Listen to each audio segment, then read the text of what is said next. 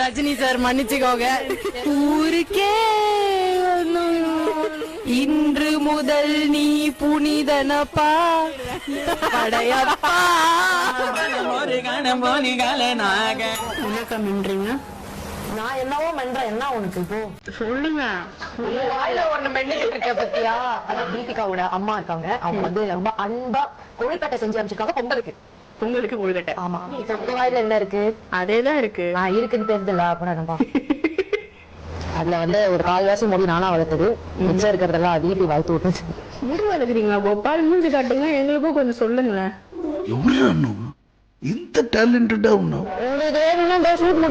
வளர்த்து விடுவாங்க. அவ்வளவு திறமையா? ஆபீஸ் மாதிரி வச்சுக்கலாம்.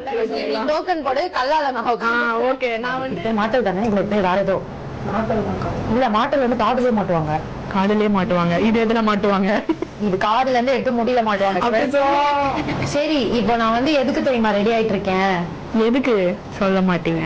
அக்கா என்னக்கா பின்னாடி கையிலேயே பரதநாட்டியம் ஆடுறீங்க? மார்கழி திங்கள் அல்லவா? அத பார்த்தேன். ஒரு கிளாசிக்கல் டான்சர்ன்றதுனால அவங்க கரெக்டா எனக்கு ரொம்ப ஜாம் ஆகுது.